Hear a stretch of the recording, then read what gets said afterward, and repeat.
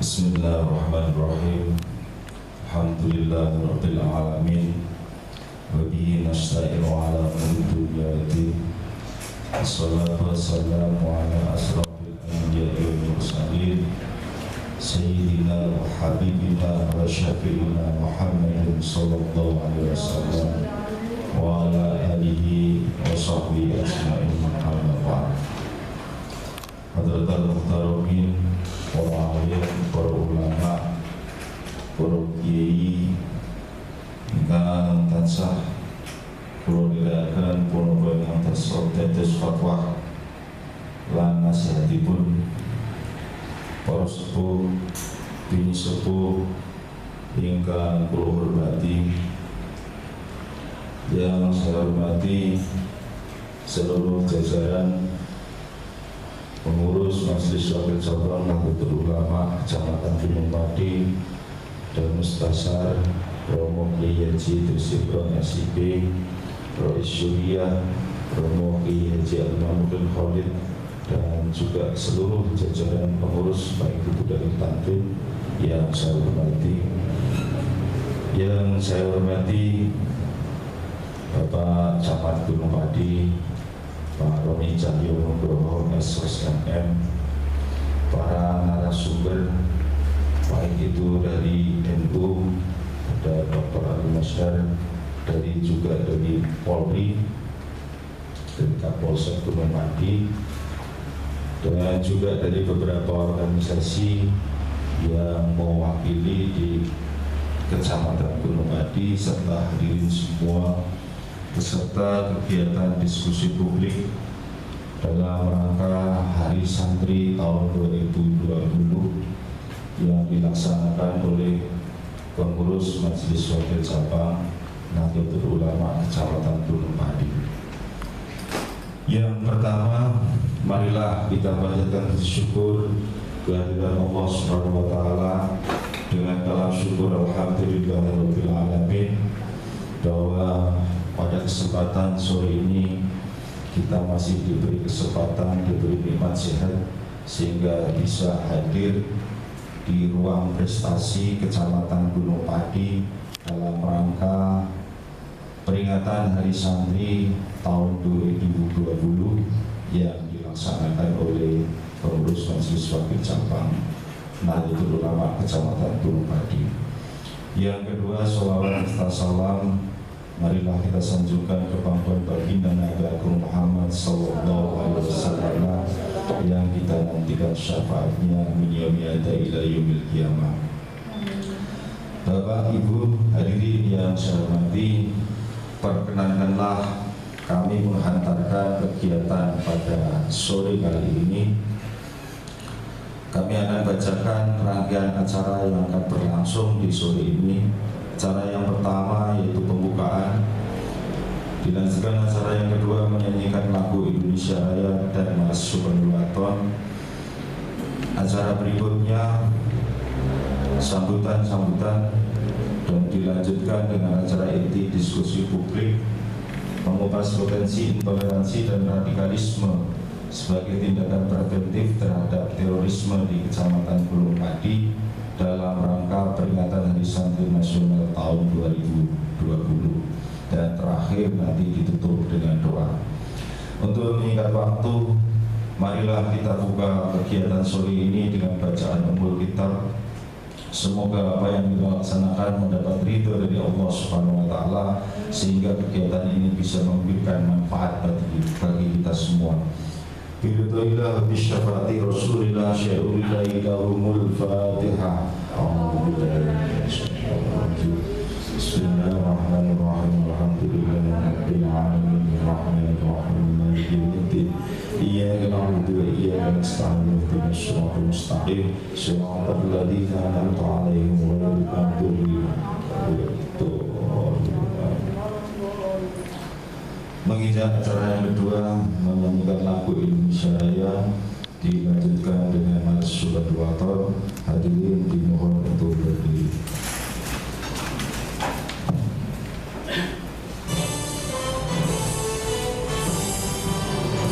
Indonesia tanah airku, tanah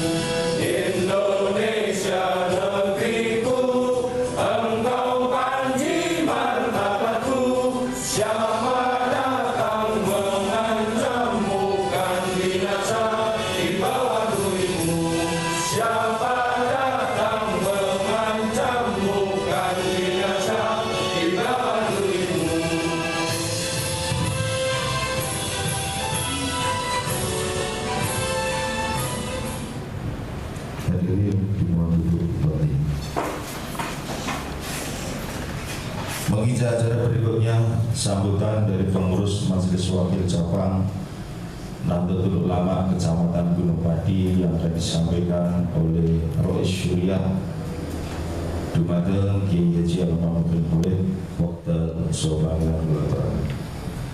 Assalamualaikum warahmatullahi wabarakatuh. Wassalatu wassalamu ala Rasulillah wa ala alihi wa sahbihi wa man tabi'ahum bi ihsanin ila yaumil qiyamah. Rabbi shrah li sadri wa yassir li amri wa hlul 'uqdatam min lisani yafqahu qawli. Yang terhormat Bapak Camat Kecamatan Gunung Pati, Bapak Roy Cahyono. Yang terhormat Pak Kanit dari Kapolsek Kecamatan Gunung Pati. Yang terhormat Bapak Lukas Hadi dari Pendeta yang nanti juga menjadi salah satu narasumber kita. Dan yang kedua adalah selanjutnya Bapak Dr. Alimusya, juga salah satu narasumber di kegiatan sore hari ini, dan Mas Agus yang nanti juga memandu di kegiatan diskusi publik ini. Dan hari ini khusus juga dari Bapak Jamiah Nahdlatul Ulama, Pak Mustafa yang hari ini bisa hadir mengikuti dan ikut mendukungnya.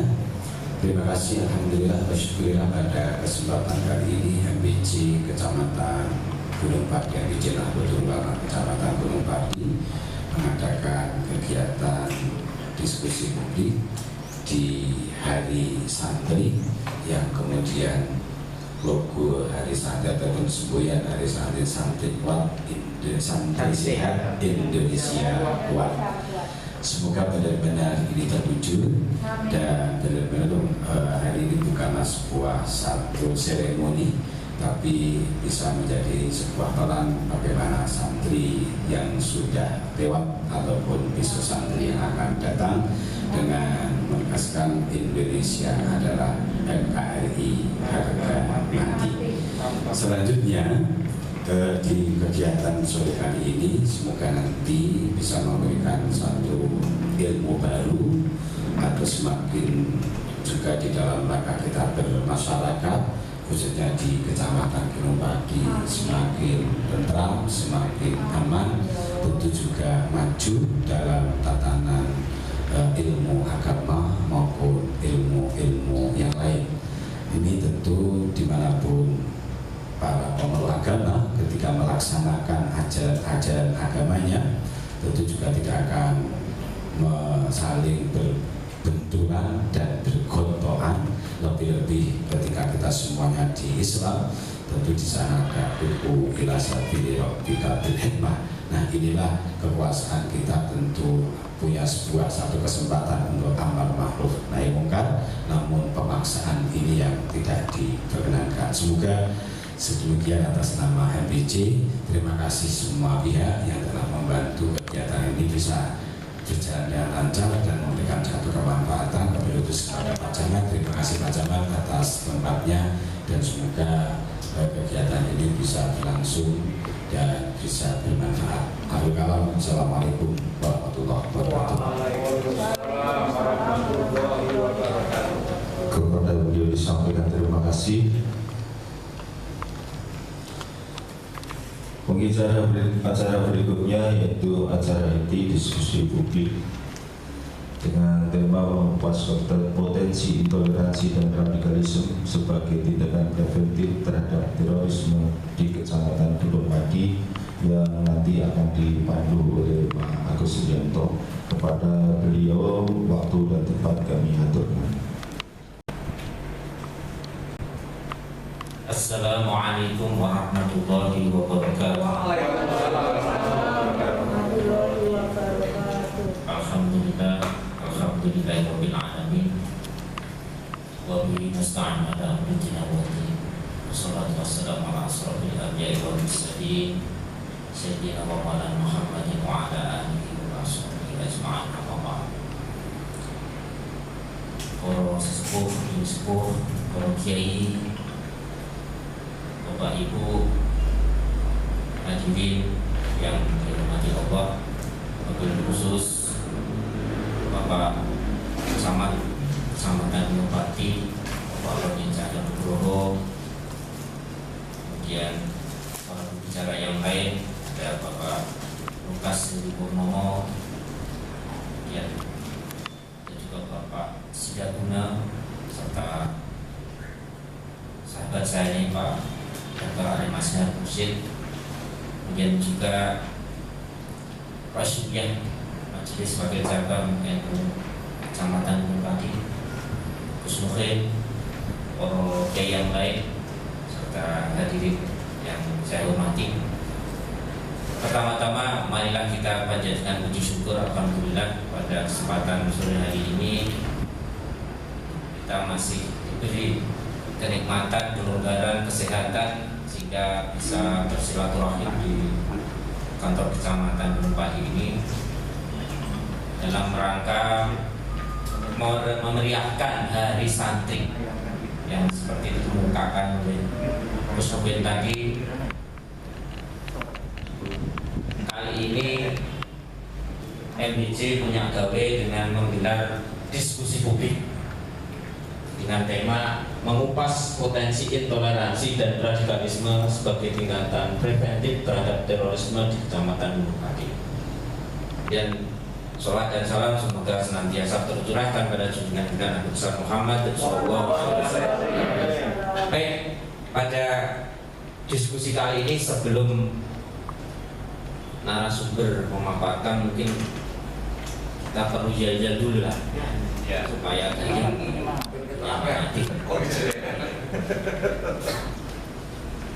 nanti kita jajal seperti biasa. Kalau saya bilang siapa kita, ya NU, NKRI, harga mati Pancasila jaya. Siapa kita? NU. Siapa kita? NU. Siapa kita? NU. NKRI, Pancasila jaya. Ya, ini jajal khas Bapak Camat dan para pengacara yang lain. Dimanapun kalau NU ada gawe, ya itu tidak pernah lupa. Selain tadi ada Indonesia Raya dan Subhanahuwataala, Jalal Waton. Ini salah satu wujud dari rasa nasionalisme kaum santri, sehingga kemudian oleh pemerintah setiap tanggal 22 Oktober diperingati Hari Santri. Sejarahnya salah satunya adalah perjuangan kaum santri, dan Jalal Waton itu kan lagu yang sudah diciptakan sejak Indonesia sebelum merdeka oleh Mbah Wahab, ya, Mbah Wahab pada tahun 1924-an. Jadi sebelum merdeka, para ulama itu sudah punya semangat untuk membela tanah airnya.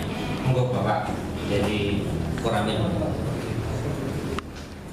Selamat datang Pak Sayuti. Ya, baik. Pada kesempatan sore hari ini saya hanya diberi kesempatan oleh panitia sekitar kurang lebih 1 jam untuk kita berdiskusi terkait dengan potensi intoleransi dan radikalisme di Gunung Pati ini. Kita tahu sebenarnya Gunung Pati ini ya aman, damai sih secara umum. Meskipun pernah juga pada bulan Oktober 2019 itu ada kasus sepasang suami istri ditangkap oleh Densus 88. Ya, kita memang tidak memungkiri karena Gunung Pati ini sekarang wilayahnya kan berkembang seiring dengan banyaknya perguruan tinggi, banyaknya perumahan-perumahan, dan kemungkinan akan banyak pendatang-pendatang di luar Gunung Pati yang beragam corak budaya, bahkan ideologi agama dan sebagainya bercampur baur di masyarakat Gunung Pati, yang mayoritas meskipun warga Nahdliyin, mayoritas Islam, tetapi kita tidak bisa menolak realitas adanya dinamika di masyarakat ketika semakin berkembang wilayah ini menjadi semakin metropolis lagi. Nah, di satu sisi memang kemudian potensi-potensi munculnya intoleransi dan munculnya radikalisme sesuatu hal yang juga menjadi salah satu ancaman terhadap ketentraman wilayah. Nah, saya kira di sini kita bisa berdiskusi banyak terkait potensi itu dan kemudian mensinergikan bagaimana tindakan-tindakan preventif yang perlu kita lakukan agar suasana damai di wilayah Gunung Pati ini tetap terpelihara, tetap terjaga, aman, tentram, sehingga masyarakatnya bisa tetap guyup, rukun, semakin sejahtera. Ya, saya kira di sini sudah hadir 5 narasumber.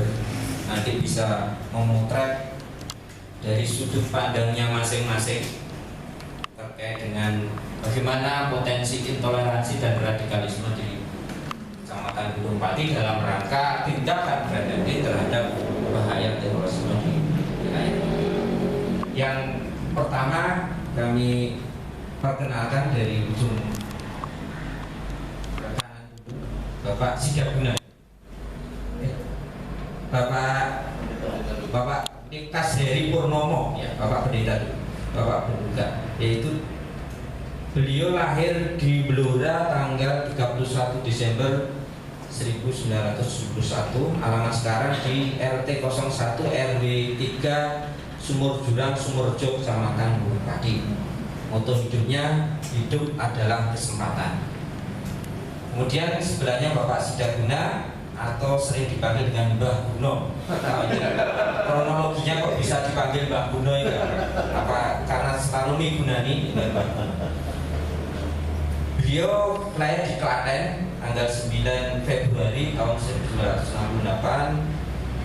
Alamat tempat tinggal di Jalan Dewi Sartika Barat nomor 3B garis-miring 13 Kelurahan Sukorejo, Pati. Pekerjaan sehari-hari di Polri di Polsek Pati. Moto hidup harus pasrah pada Allah.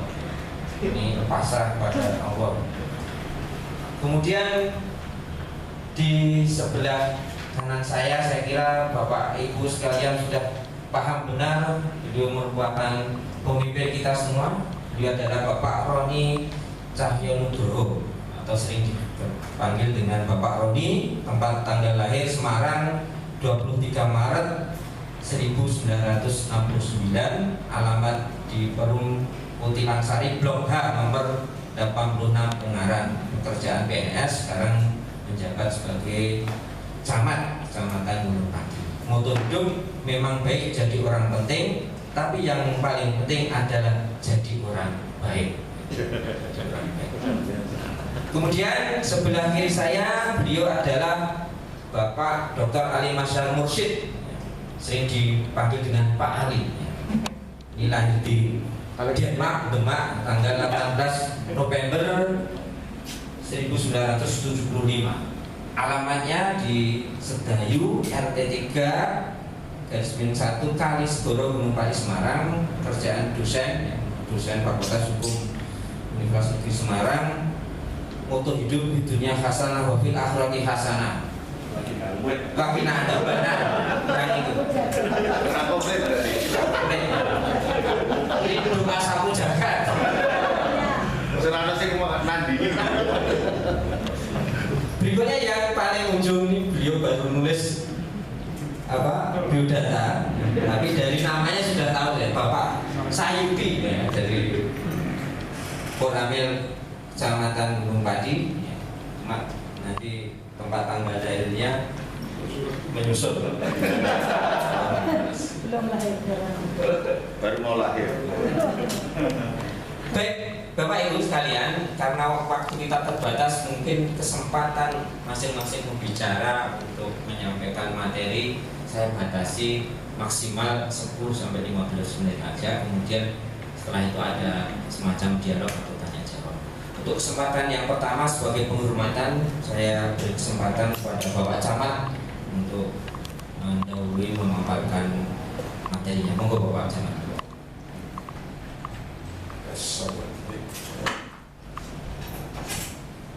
Biar kakaknya teroris dibuka awal ya. Biasanya kalau teroris digambarkan untuk kita mungkin tiga matanya. Nanti enggak Pak. Bismillahirrahmanirrahim. Assalamualaikum warahmatullahi wabarakatuh. Alhamdulillah, Rasulullah, Sugeng Sabda. Selamat sore, salam sejahtera kita semuanya. Tentunya ini menjadi momen yang sangat luar biasa bagi kami, karena kami mendapat kehormatan sekali lagi untuk menjadi tempat hajatan bagi kegiatan yang luar biasa, peringatan Hari Santri. Kami sudah bertugas di Kecamatan Gunung Pati di 3 tahun ini, dan alhamdulillah mendapat kesempatan dan sekaligus kehormatan menjadi tempat bagi peringatan Hari Santri di tingkat Kecamatan Gunung Pati, termasuk pada pagi dan sore hari ini. Dulu 2 kali kegiatan Hari Santri kita selenggarakan dalam bentuk upacara sekaligus silaturahmi antar santri di Kecamatan Gunung Pati, rampung semuanya. Tapi karena ini di masa pandemi, dialihkan menjadi kegiatan diskusi publik semacam ini. Ini juga tidak kalah luar biasanya. Kalau biasanya yang namanya teman-teman itu Banser Ansor, kegiatannya pengajian, ngaji-ngaji, gitu ya. Luar biasa. Tapi kali ini ternyata merupakan satu bentuk bagaimana NU sebagai satu ormas keagamaan yang memang berangkat dari perasaan cinta tanah air mewujud dalam sebuah diskusi publik. Republik. Nah, ini luar biasa. Apalagi temanya mengupas tentang intoleransi dan radikalisme. Kami mengambil baik kegiatan kali ini, terutama ini sebagai suatu bentuk pemikiran dari para sesepuh yang hadir pada kesempatan ini, meskipun di sini hadir dari tokoh generasi muda, mas-mas kakaknya ayah ya. Nah, ini tentunya bersambung antara generasi yang old dengan generasi yang milenial. Artinya kan dalam sebuah forum ini nanti kita berusaha bersambung bagaimana pandangan sesepuh dengan pandangan kaum muda. Pada prinsipnya tentunya ini sesuatu yang luar biasa. Mengingat Gunung Pati ini adalah satu dari 16 kecamatan yang berada di Kota Semarang yang berada di paling ujung selatan. Memang nampaknya secara geografis dan sosiologis Gunung Pati kalau dibandingkan dengan kota yang di Semarang mungkin terpinggir, mungkin desa. Tapi ternyata tidak. Ketika kami memasuki wilayah Gunung Pati sebagai petugas negara yang ditugaskan di Kecamatan Gunung Pati, apa yang sebelumnya terpikirkan sebagai daerah pinggir semacam daerah yang desa katakan seperti itu, ternyata tidak sama sekali. Bahkan ketika kami pertama kali masuk di bulan Oktober tanggal 7, tanggal 22 kami sudah harus menyelenggarakan upacara Hadri Santri, muncul pemahaman baru tentang Gunung Pati. Gunung Pati bukan kecamatan terpinggirkan, tapi justru dari pinggir inilah muncul pemikiran-pemikiran yang luar biasa yang dimunculkan di Hadri Santri itu. Kaitannya dengan cinta tanah air adalah ketika kami membacakan sambutan Hadri Santri yang ditulis oleh almarhum Yai Haji Masroni. Kami merasakan betul kedalaman mana dari sambutan itu bahwa santri NU adalah kelompok masyarakat di Indonesia yang benar-benar mencintai tanah airnya, negara kesatuan Republik Indonesia, bahkan diwujudkan dalam bentuk yel-yel NKRI RMT. Ini artinya kelompok masyarakat di Gunung Pati yang terdiri berbagai macam lapisan masyarakat, ada kelompok masyarakat yang mempunyai fondasi yang kuat untuk mempertahankan negara kesatuan Republik Indonesia, termasuk tentunya bagaimana sumbangsaran pemikiran maupun tindakan di lapangan dalam rangka mencegah intoleransi maupun radikalisme di Kecamatan Gunung Pati. Kami melihat sejauh ini teman-teman Banser Ansor sebagai generasi muda NU bersama-sama bergabung untuk menyelenggarakan kegiatan yang positif, tidak hanya kegiatan spiritual keagamaan, tapi nasionalismenya juga dibangkitkan. Kami bergabung di Gunung Pati setelah upacara Hadri Santri, ternyata kami ikut larut dalam kegiatan yang diselenggarakan oleh teman-teman Banser Ansor. Pada waktu itu ada kegiatan pembekalan bagi teman-teman Banser di kawasan hutan Tijomoyo. Saya pikir yaitu hanya generasi muda, pemuda-pemuda yang tugasnya mengamankan kepala kiai. Ternyata tidak, itu sempit pemikiran saya. Ketika saya semakin ke dalam, semakin bergaul dengan teman-teman Banser Ansor, saya semakin mendalami mana Banser Ansor itu ternyata bukan hanya pasukan pengaman kiai, ternyata pasukan penjaga perdamaian negara kesatuan Republik Indonesia. Nah, inilah artinya penting bagi kesatuan-kesatuan masyarakat untuk penanaman rasa cinta tanah air. Beberapa unsur organisasi masyarakat kepemudaan yang ada di Gunung Pati seperti Pemuda Pancasila, kemudian ada Rindu Haji, kemudian organisasi kepemudaan KMPI, dan yang terakhir Kawaran Taruna, itu senantiasa kami juga mendorong untuk senantiasa mengedepankan cinta tanah air. Dan mohon maaf kalau sekiranya kami jadikan contoh dalam Banser Ansor, karena di tiap kali kegiatan yel-yel cinta tanah air selalu dikedepankan. Selain Indonesia Raya sebagai lagu nomor 1, lagu nasional kita, mereka mempunyai satu bentuk kecintaan kepada tanah air. Nah, ini satu kecil yang bisa diterapkan untuk semua kalangan, khususnya organisasi kemasyarakatan pemuda. Silakan mewujudkan rasa cinta tanah airnya dengan membuat semacam yel, semacam lagu dan sebagainya, yang kalau dinyanyikan dengan sungguh-sungguh pasti akan merasuk ke dalam dirinya dan kemudian membangkitkan semangat nasionalisme. Kegiatan di kepemudaan maupun di masyarakat lain yang di keagamaan, kami juga senantiasa menyampaikan, terutama pada saat perayaan-perayaan agama, termasuk Natal, Pak Pendeta, karena kami di sini menjadi mitranya banyak pihak, mitranya para pemuka agama termasuk di kegiatan Natalan pun kami juga mengingatkan bahwa rasa cinta tanah air merupakan tanggung jawab kewajiban bagi semua pemeluk agama.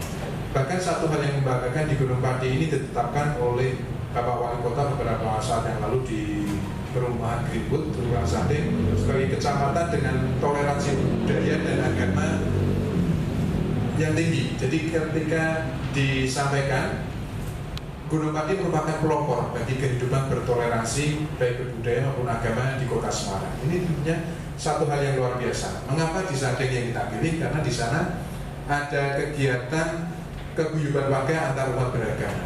Kebetulan di sana paling lengkap Islam tentunya yang paling banyak, kemudian ada Kristen Katolik, ada Hindu Buddha, termasuk dari unsur Konghucu. Dan di sana ada satu bentuk paguyuban yang senantiasa membuat sebuah forum silaturahmi bulanan yang kemudian tiap tahun biasanya diwujudkan sekaligus dalam rangka memperingati kemerdekaan Republik Indonesia dengan entah wayangan, entah budaya seni yang lain, tapi kepanitiaan kegiatannya adalah dari para anggota keguyuban forum umat beragama. Ini merupakan satu bentuk kebulatan tekad masyarakat yang diwakili oleh Sanding dan menjadi semacam pelopor di Kecamatan Gunung Pati dan alhamdulillah di seluruh kecamatan Gunung Pati juga di Kota Semarang. Nah, dengan adanya satu fondamen yang luar biasa ini, tentunya pada kesempatan ini ditambah lagi dengan pemikiran diskusi kita yang akan membangkitkan semangat nasionalisme kita.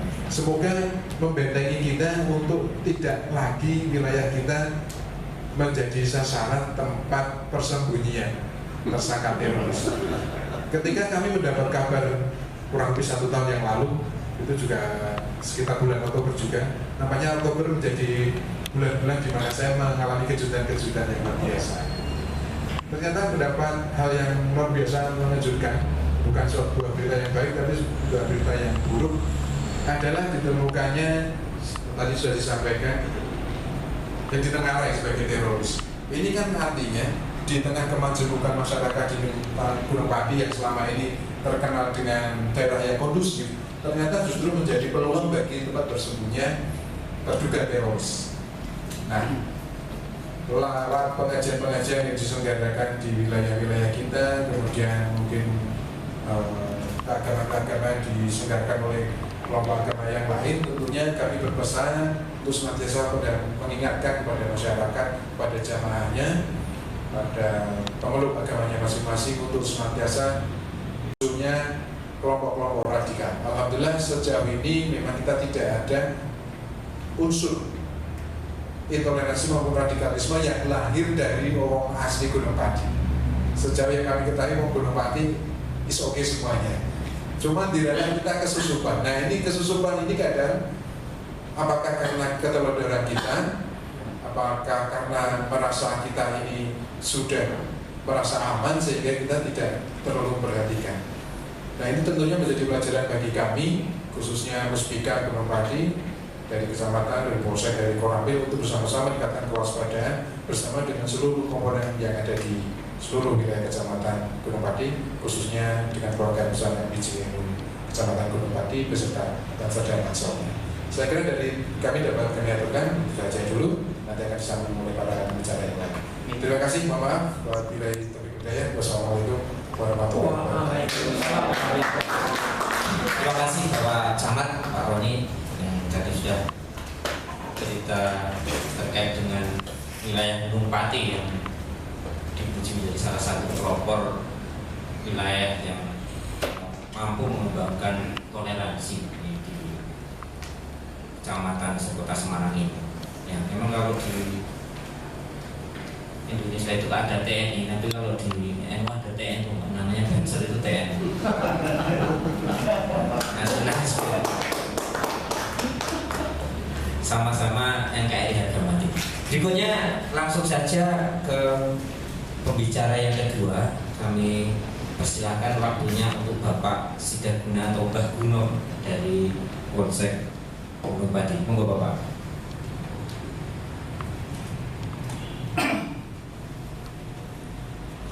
Bismillahirrahmanirrahim. Assalamualaikum warahmatullahi wabarakatuh. Waalaikumsalam warahmatullahi wabarakatuh.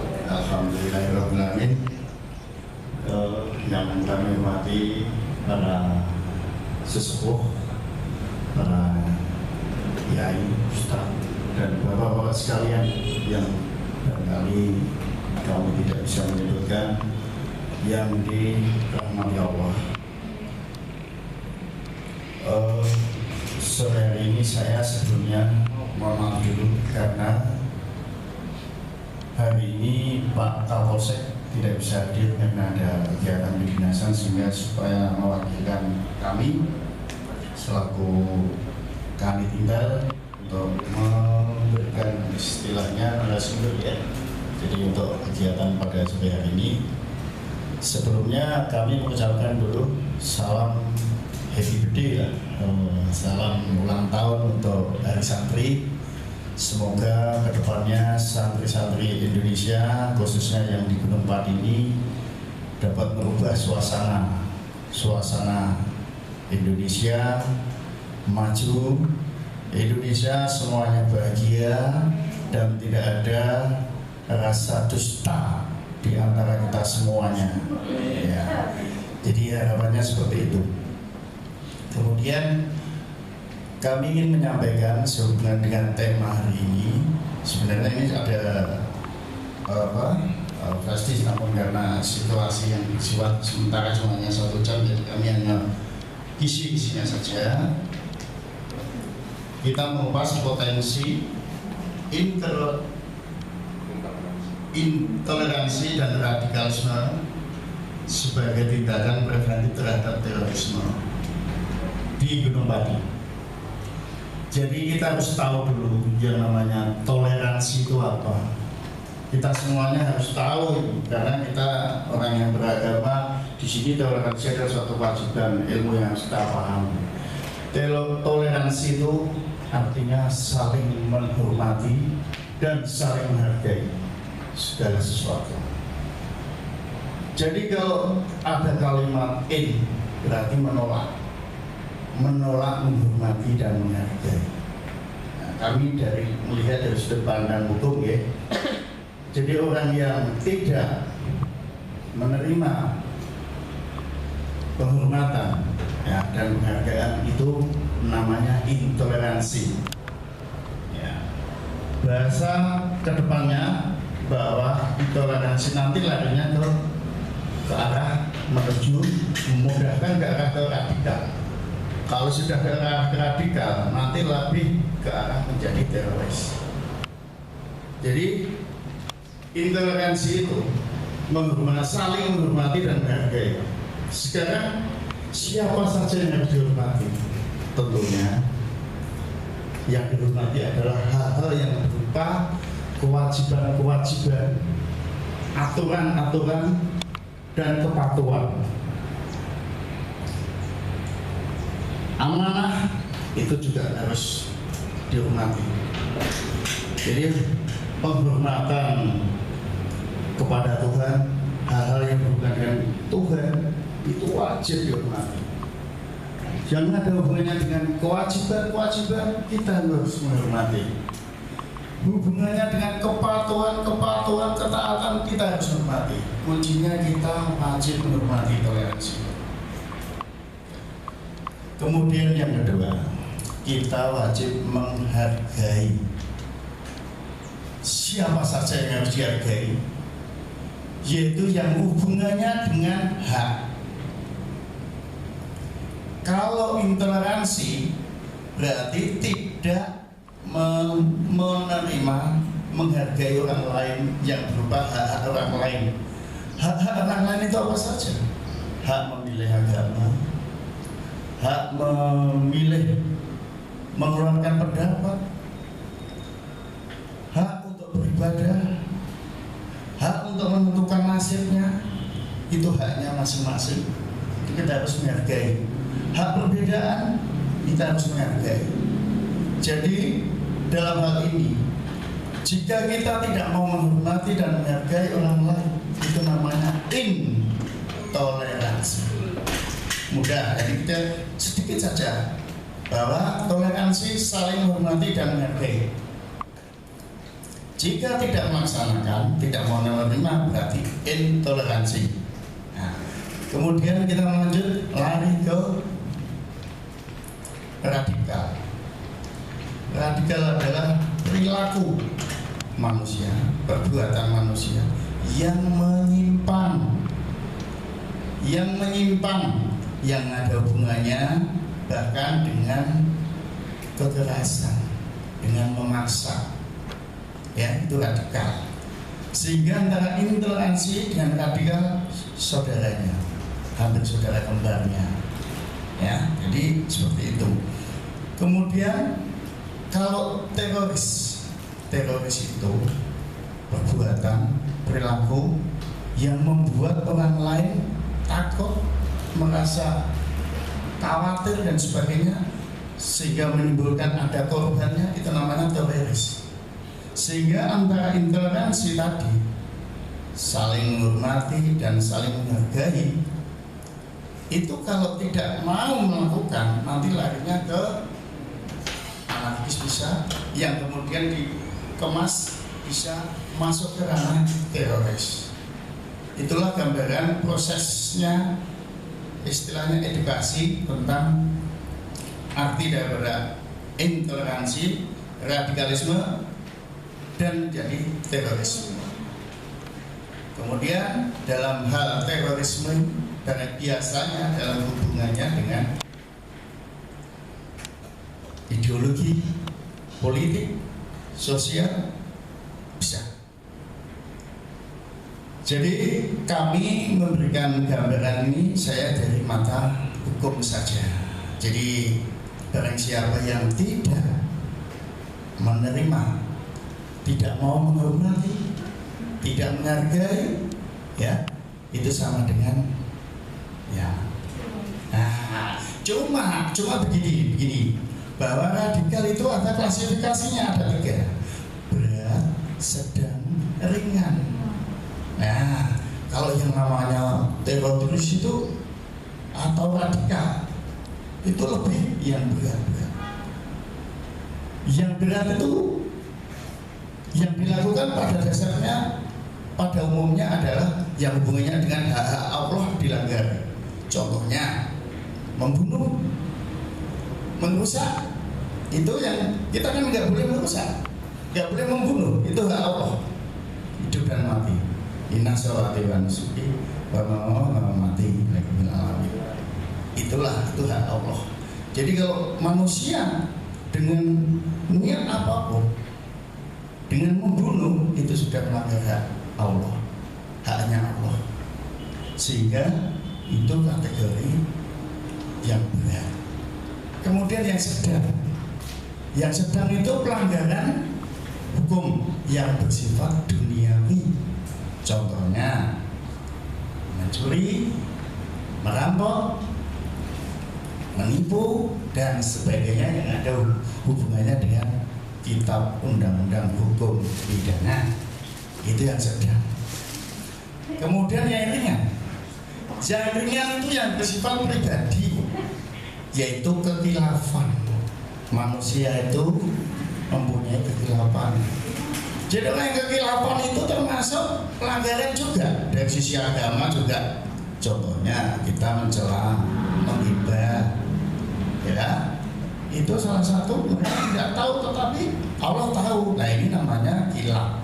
Khilaf itu istilahnya radikal yang bersifat pribadi, yang ringan. Kalau di dalam agama mungkin mengenai khilaf bisa dihapus dengan wudu, sholat atau sholat wudu dan sebagainya. Tetapi kalau yang sifatnya sedang, bersifat KUHP, itu ada undang-undangnya, ada hukumnya. Tetapi kalau yang bersifat membunuh, itu dua-duanya Allah murka, itu dosa besar, ya. Saya kira saya ada pandangan dari hukum saya seperti itu. Dari kepolisian barangkali nanti silakan mau bila ada pertanyaan bisa disampaikan. Assalamualaikum warahmatullahi wabarakatuh. Ya, kita beri pos sudah memberikan pemahaman terkait dengan klasifikasi tindakan radikal dan tindakan intoleran. yang itu bisa akan kemudian mengkerucut menjadi sebuah tindakan terorisme yang harus kita jaga bersama. Berikutnya untuk melengkapi materi terkait dengan potensi intoleransi dan terorisme atau radikalisme, kami persilakan pada Bapak Pendeta untuk bisa memberikan tambahan perspektif materi dari kacamata mungkin kelompok non-Islam di wilayah Kecamatan Bupati. Monggo Bapak Pendeta Lukas Lipurno. Terima kasih. Izinkan saya menyampaikan Assalamualaikum warahmatullahi wabarakatuh. Puji syukur pada Tuhan oleh karena saat ini kita semua boleh merasakan bersama kebersamaan yang indah pada saat ini.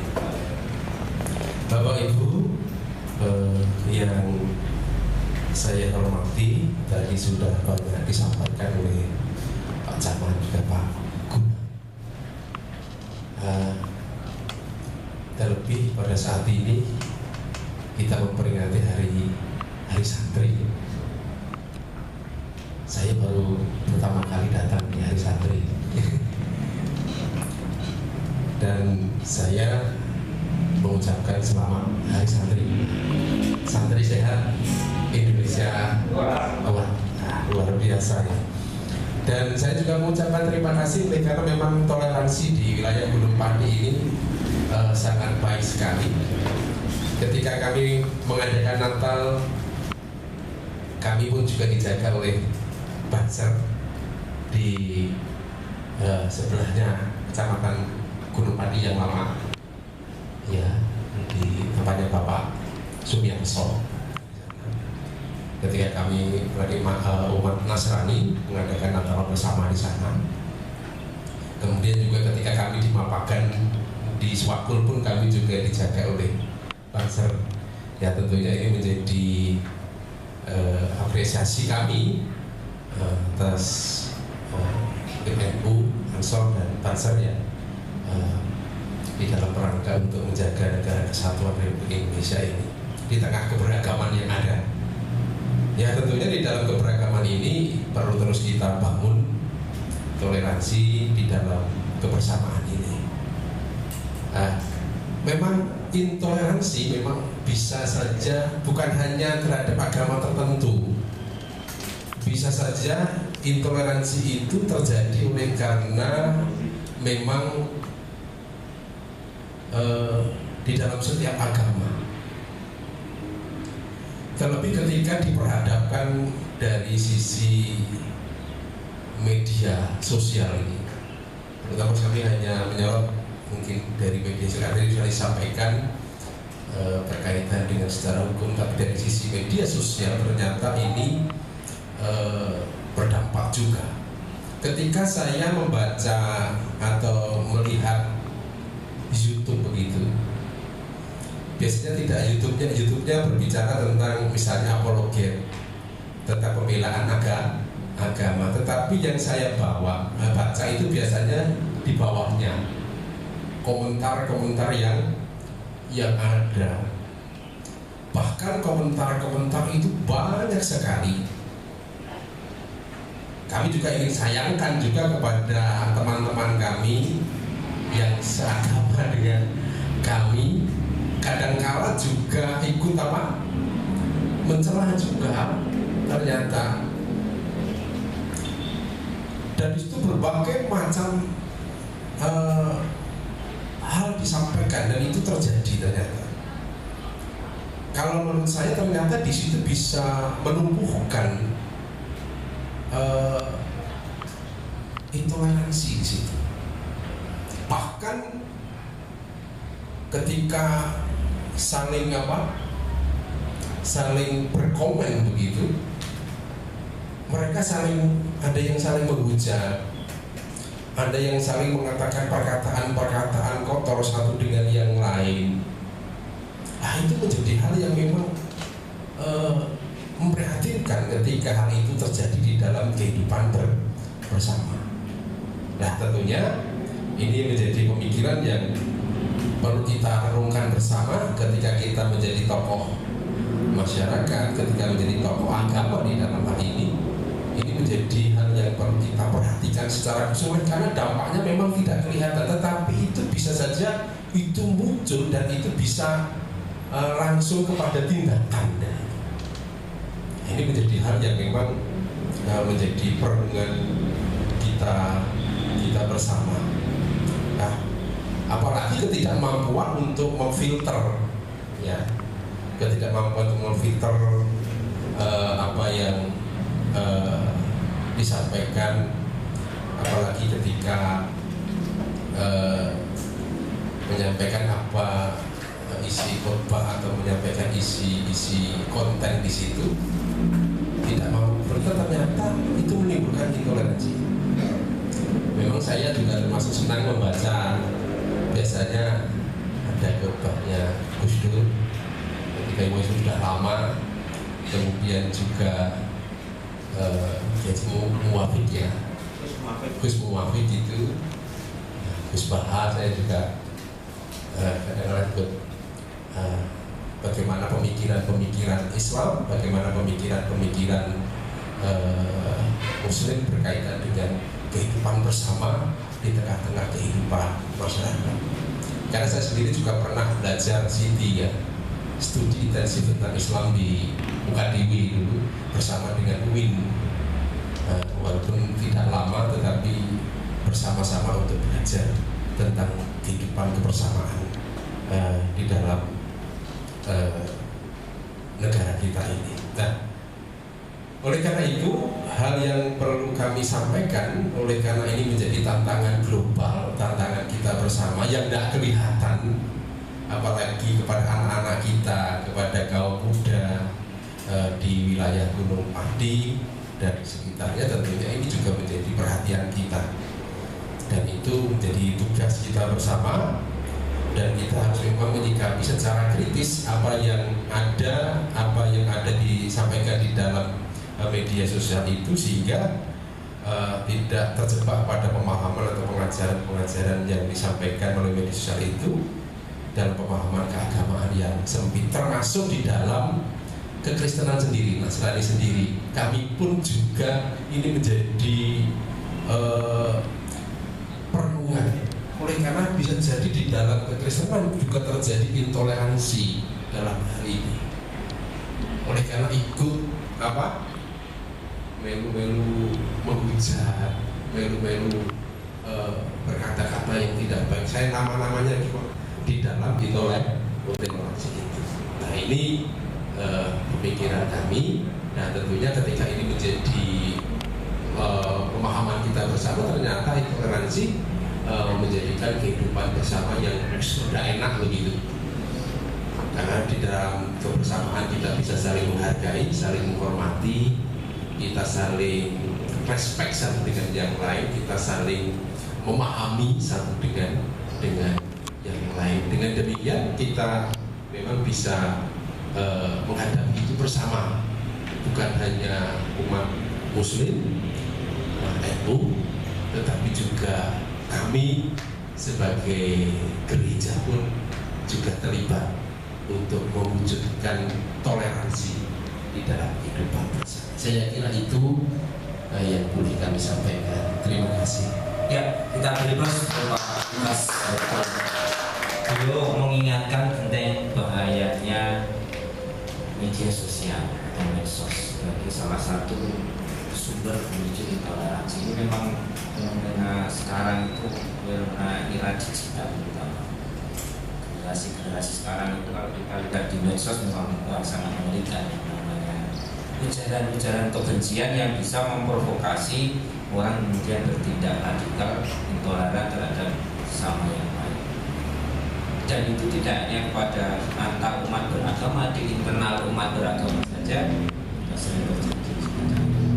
Saya kalau baca channel itu, saya baca komentarnya pasti yang nyerang itu juga banyak. Wah, bulan mulu, bulan bid'ah sirik, sedo solawatan, macam-macam. Kalau kita terprovokasi, pengennya ya bales gitu. Ya itulah era medsos yang kemudian kadang-kadang tak tidak terkendali, tidak terkontrol. Belum lagi kalau kita tadi diingatkan oleh Pak Pendeta tidak bisa memfilter mana informasi yang valid, mana yang tidak, mana yang sahih, mana yang tidak. Ya, kadang-kadang kemudian bisa memprovokasi kita melalui ujaran-ujaran kebencian, baik itu lewat WA group atau Facebook atau Instagram atau apapun. Ya, ini tadi diingatkan oleh begini banyak semacam itu, dan ini juga realitas yang harus kita hadapi bersama, khususnya mungkin di wilayah Bupati. Ya, kita juga perlu memantau ini agar medsos yang kadang-kadang informasinya tidak valid ini bisa kita kendalikan, kita filter dengan baik agar ujaran-ujaran kebencian yang mengarah intoleransi dan radikalisme bisa kita tekan sedikit. Baik, berikutnya kami minta dari Bapak Sayyidi dan Wakil Amir untuk menyampaikan pandangannya terkait dengan potensi intoleransi dan radikalisme. Assalamualaikum warahmatullahi wabarakatuh. Waalaikumsalam warahmatullahi wabarakatuh. Alhamdulillahirabbil alamin. Shalatu wassalamu ala asyrofil anbiya'i wal mursalin Sayyidina wa maulana Muhammadin wa ala alihi wa sahbihi ajmain, amma ba'd. Yang terhormat Bapak Camat Gunung Padi, yang terhormat Bapak Kapolsek, dalam hal ini diwakili Bapak Kadif Intel. Kemudian karena saya datangnya terlambat, saya tidak hafal satu persatu. Jadi bapak-bapak, ibu-ibu hadirin yang ada di sini yang dimuliakan oleh Allah Subhanahu wa Ta'ala. Jadi saya datang terlambat, saya akan memperkenalkan diri walaupun sudah disebutkan nama saya Saidi. Asal usulnya dari Ungaran Timur, lalu di situ tertera Kajangan RT 4 RW 2 Kecamatan Ungaran Timur. Saya orang luar kota, jadi Kabupaten Semarang. Sebelumnya saya mohon maaf karena Bapak dan Ramil berhalangan hadir berkaitan dengan adanya kegiatan yang tidak bisa ditinggalkan. Kemudian Bapak Munadi juga berhalangan hadir, jadi saya mewakili dan Ramil dalam hal ini acara Hari Santri Nasional.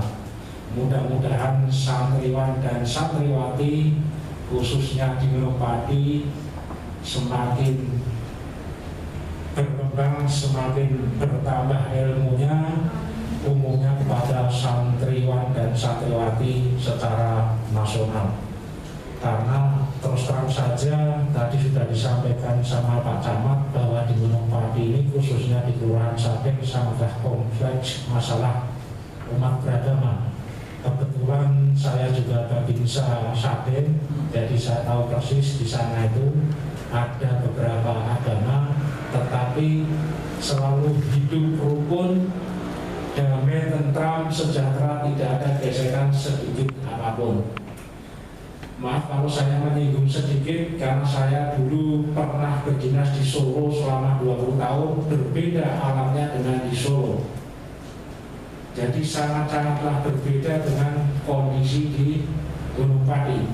Di Solo itu maaf saya juga beragama Islam, tetapi sana antar agama Islam pun selalu berbenturan terus menerus, karena di sana banyak yang dibilang aliran bermacam-macam.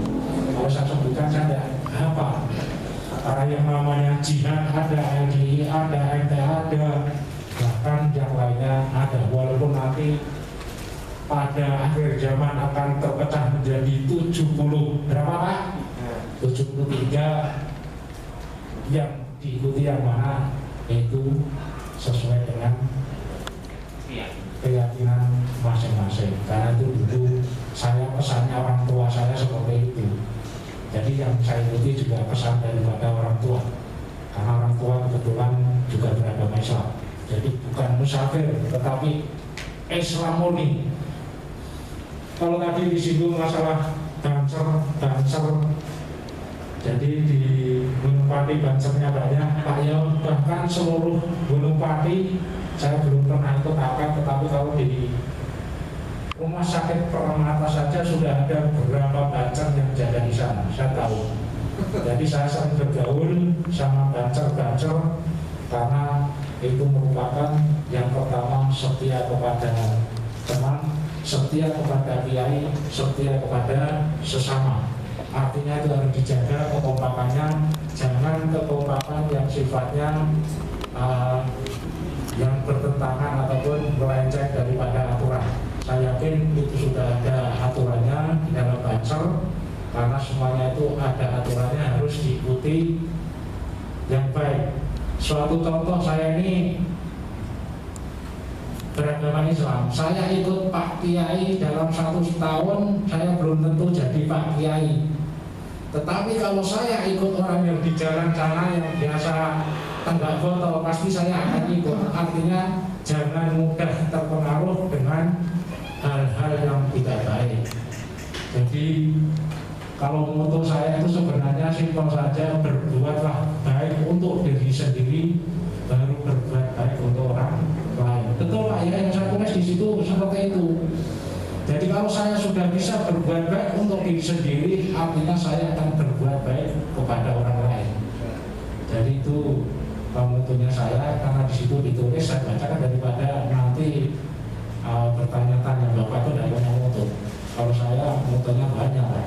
Kalau saya karena hidup di militer, disiplin adalah napasku, kesetiaan adalah kebanggaanku, kehormatan adalah segala-galanya. Itu moto saya. Tetapi dalam moto hidup, yaitu berbuatlah baik untuk diri sendiri, baru berbuat baik untuk orang lain. Kalau kita belum bisa berbuat baik untuk diri sendiri, masa kita bisa berbuat baik untuk orang lain? Artinya kita harus berbuat baik kepada diri sendiri dulu. Kemudian yang berikutnya, karena tadi sudah disampaikan lengkap masalah hukum sama Pak Kanit Intel, kemudian beliau yang di ujung sana tentang kerukunan umat beragama, jadi saya sebenarnya sudah tinggal sedikit saja, tetapi saya berusaha, jadi karena ini hari santri, jadi saya sedikit menyampaikan beberapa hal saja. Yang pertama, kalau kaitannya dengan santri berarti tentang ketakwaan. Jadi takwa kalau diuraikan nanti beliau-beliau ini yang lebih hafal.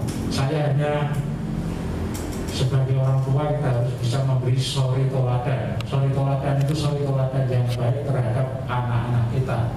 Karena anak kita diajari yang baik belum tentu mengikuti baik, kadang-kadang masih melenceng-lenceng. Makanya sebagai orang tua, sebagai pembimbing anak, kita harus selalu waspada, mengawasi, apalagi zamannya tadi sudah disampaikan masalah medsos, jadi itu harus lebih hati-hati, lebih waspada kepada anak-anak kita. Jadi kemudian yang berikutnya, Ahmadiyah Pamungkas harus punya jiwa membangun. Membangun itu membangun yang baik, baik itu membangun jasmani rohani, material, spiritual, membangun perilaku anak-anak kita. Jadi kita harus bisa mengarahkan, jangan sampai terbawa arus kemana saja. Kalau dibilang nanti ikut aliran radikalisme, urusannya sama bapak polisi. Jadi urusannya sama bapak polisi. Jadi kita harus tetap selalu memantau anak-anak. Kemudian kita sebagai orang tua hanya bisa wuri hadayani, manakala yang muda mempunyai ide gagasan kreatif orang tua yang mendukung. Kalau nanti saya sampaikan semuanya, view-nya tidak kebagian. Jadi saya mewakili Yan Ramil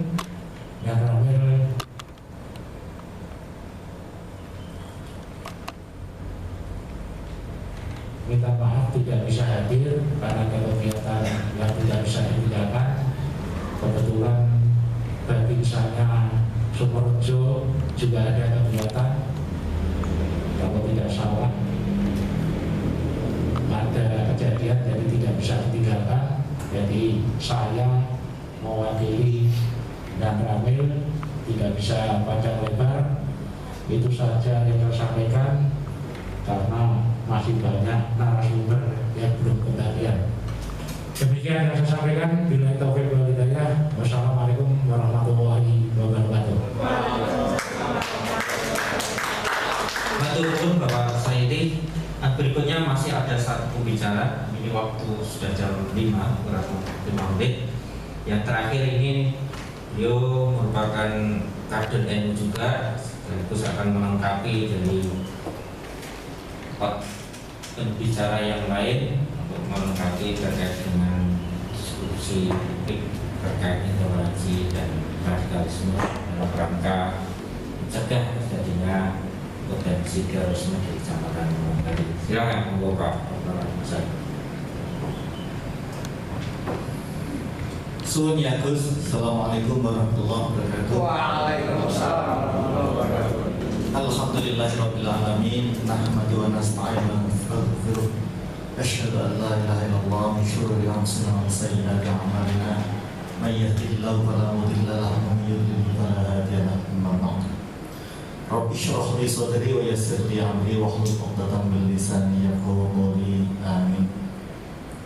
Wonten ngersanipun Mustasyar MYJNU Romo Yai Idris, wonten ngersanipun Romo Yai Rois Yai Almarhum Khalid, wonten sejajaripun mungkin dari ada Pak Sekretaris dari Tanfilia, Pak Camat, Pak Dan Ramil, Pak Polsek, Pak Pendeta, Bapak Ibu semuanya yang tidak bisa saya sebut satu-satu, termasuk dari KKN ini, dari Muslimat Banom, dari Ansor, Bapak sekalian. Alhamdulillah, syukurillah kita bisa bertemu pada kesempatan yang mulia. Seminggu ini saya sudah bertemu dengan Pak Agus ini dua kali di forum yang relatif sama, forum NU. Yang satunya di Dr. Cipto, yang sekarang ini di Gunung Pati. Kalau dalam hari santri juga ini merupakan rangkaian dari tadi malam. Betulan tadi malam juga sudah bersama dengan Ki Idris di Lailatul Istima Keramting Kali Segoro. Jadi memang komunitas kita sama, jadi sering ketemu. Salawat serta salam bahwa kita sanjungkan pada junjungan kita Nabi Muhammad Sallallahu Alaihi Wasallam. Para bapak, para ibu, para saudara sedoyo, pembicaraan terakhir itu enak, sehingga tadi saya pesan khusus kepada Kang Agus, ya Gus saya terakhir saja. Terakhir itu paling gampang dan paling mudah untuk menyimpulkan. Tapi soal waktu ya dapatnya asoba, nih. Ya. Bapak sekalian, jadi saya ingin menyampaikan kalau di PowerPoint bagian belakang itu menyusuri akar radikalisme beragama. Sebenarnya begini, kalau soal radikalisme memang tidak bisa kemudian dipotensikan hanya agama. Jadi kalau dalam kajian kami, karena kebetulan kami ini bergerak saya kebetulan di Fakultas Hukum dan saya adalah Direktur Pusara Pusat Studi Anti Radikalisme di Fakultas Hukum. Kajian saya kebetulan bagian ini, jadi begitu saya langsung terima. Oke. Radikalisme itu ada radikalisme kanan, raka, ada radikalisme kiri, raki. Jadi raka, raki. Raka itu yang seringkali kita sebut sebagai radikalisme agama, dan raki itu radikalisme kiri. ya. Bapak Ibu sekalian mungkin sempat kenal ada Lenin, Marxis. Kalau kita boleh katakan Pak analogikan dulu ada PKI gitu, itu Raki. Sama-sama mengemuka sekarang. Dan tapi memang sama-sama berbanding terbalik. Kalau Raka naik, maka Raki turun. Kalau Rakanya turun, Rakinya pasti naik. Itu studi kami sudah begitu. Artinya ada sisi positifnya sebenarnya radikalisme kanan, tetapi patut kita kendalikan. Nah, Bapak sekalian, kenapa nanti kita banyak atau tadi banyak disinggung soal agama dan ke arah agama Islam? Sebenarnya juga tidak. Radikalisme agama itu ada dimanapun, tidak mesti di agama Islam. Kita ada ya, Bapak sekalian, ada Brigade Red ya. Red Brigade di Italia itu bukan Islam. Terus kemudian yang mengadakan kudeta di Jepang dengan membuat mengebom membuat gerakan bawah tanah bukan Islam. Di Sikh di India gerakannya bukan Islam. Nah, secara kebetulan mayoritas di Indonesia ini Islam. Terus kemudian radikalisme itu ditimpakan kepada Islam. Jadi kita patut juga tidak bisa kemudian lalu bahwa Islam itu kemudian lalu ada semacam kayak framing gitu. Tetapi kita khususnya yang kebetulan kita berada di Nahdlatul Ulama, saya kira dengan konsep yang tegas tawassul, ta'addud, amar ma'ruf nahi munkar, jelas cetok kita posisinya di mana. NKRI harga mati. Jadi jika ada yang radikal, entah itu radikal kanan atau radikal kiri, kita tadi sudah berjanji. Siapa datang mengancammu, kami binasa di bawah dulu. Nah itu artinya janji kita tepat Pak Camat, Pak dan Ramil, Pak Kapolsek. Jadi saya kemudian begini, punya semacam kayak premis gitu. Premis itu simpulan awal Pak. Di daerah yang NU-nya kuat, pasti radikalnya tidak ada. NU-nya kuat, radikal hilang. Tapi NU-nya lemah, di mana semua takbirnya luar biasa, di mana Allahu Akbar, bahkan mau ngebom karena kebetulan saya studi di sana Pak.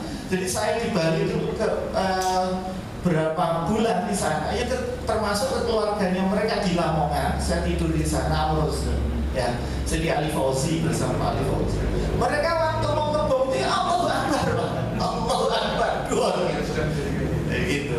Nah, Bapak sekalian, ini kira-kira kondisinya begini. Ini mayat semua Pak, itu bergelimpangan itu Pak. Ini luar biasa. Ini kalau biasanya di depan masjid saya putarkan video dan biasanya luar biasa.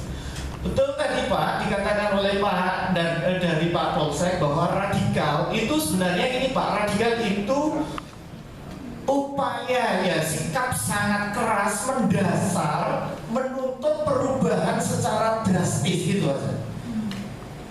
Secara netral kita pun juga ingin perubahan ke arah positif, tetapi kalau itu digunakan sebagai sesuatu yang sangat buruk, tentu ini masalah.